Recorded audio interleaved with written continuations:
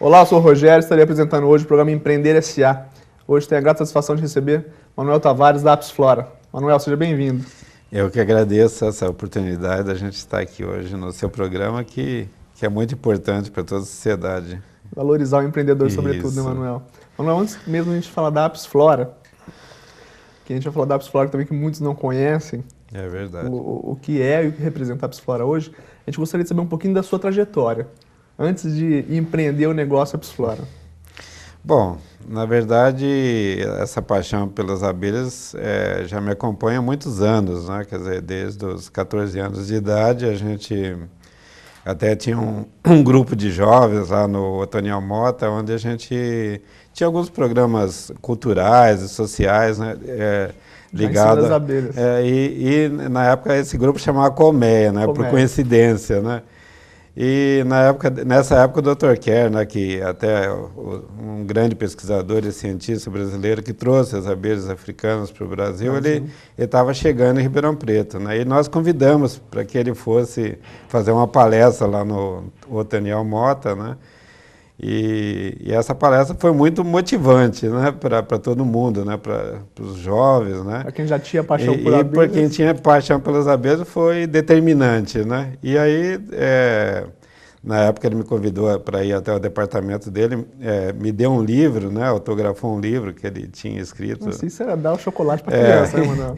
E isso começou, né, esse trabalho, né, eu comecei a tirar alguns enxames aqui dentro de Ribeirão Preto, né, até transportava os enxames de bicicleta. Isso é interessante, coitado dos abelhinhos, né, Manuel? Até a periferia, né, e onde já comercializava, né? E aí eu comecei a vender um pouquinho de mel, né. Para os amigos. Para os amigos. Eu costumo dizer que eu devo tudo que eu sou na vida às abelhas, né, porque na verdade, nessa época, a minha família não tinha recurso, né? Eu fui estudar na Unesp de Jaboticabal, né? Engenheiro agrônomo, sua formação. Sou engenheiro agrônomo. E nessa época eu cuidava das abelhas nos finais de semana, à noite, né? Durante a semana, quando foi estudar, a família continuava estudando, né? E eu vendia o mel lá em Jaboticabal para os colegas, isso me sustentou na faculdade, né? Então, assim que eu formei, eu já tinha lá um apiário lá com 30, 40 colmeias, né? E depois de formado, eu fui trabalhar com planejamento agropecuário, mudei para São Paulo, né? E fiquei 5 anos lá e depois voltei também para essa área de planejamento, né? E aí depois de alguns anos, né, a paixão pelas abelhas foi mais forte e eu voltei de novo a produzir mel, né? Mais como produtor rural mesmo, não ainda criando a empresa como negócio, né? E só que comecei a produzir tanto que eu não tinha como vender, né? E nessa época o comércio desses produtos no Brasil era muito incipiente, né? Praticamente tinham poucas marcas de mel, outros produtos apícolas como própolis, geleia real, pólen, nem se ouvia falar, né? O próprio mesmo era queimado no fumigador para fazer fumaça durante o manejo com as abelhas, né? E hoje, a Apsflora, e aí foi a ideia de criar uma empresa para comercializar esses produtos que já existiam na Europa, em outros países, mas que no Brasil ninguém nem sonhava ainda, né? Não ouvia falar, né? A gente teve até muita dificuldade no começo, até que o Ministério da Agricultura registrasse esses produtos, ou no Ministério da Saúde. Era algo novo, né? Porque não existia, né? E, na verdade, aí começamos, né? Nem a cultura pelo hábito de consumo do mel, né? Na verdade, o mel no Brasil sempre foi consumido mais como medicamento, né? Não é um produto assim que está na alimentação, no dia a dia das pessoas. Com tosse, vou dar uma colher de mel para ele. É verdade. Isso é uma tradição que vem desde os índios, dos negros da África, né, que vieram para o Brasil, né? Na verdade, a gente começou a criar um mercado diferente, né? No Brasil, isso, logo que a empresa nasceu, Nessa ocasião já nasceu com o nome Apsflora? Já nasceu com o nome Apsflora, né? Eu mesmo, na época, desenvolvi o logotipo, eu tinha contratado... Isso, 26 anos, né, Manuel? Isso, há uns quase 30 anos atrás, né? Então você mesmo desenvolveu o logotipo? E aí na época até tinha contratado um arquiteto, amigo nosso, né? E ele tinha feito outros estudos, e eu fiz à noite, e ele falou, não, o seu está muito melhor. Né? Você pode fazer, né? Que realmente representa aquilo que é a Apsflora, né?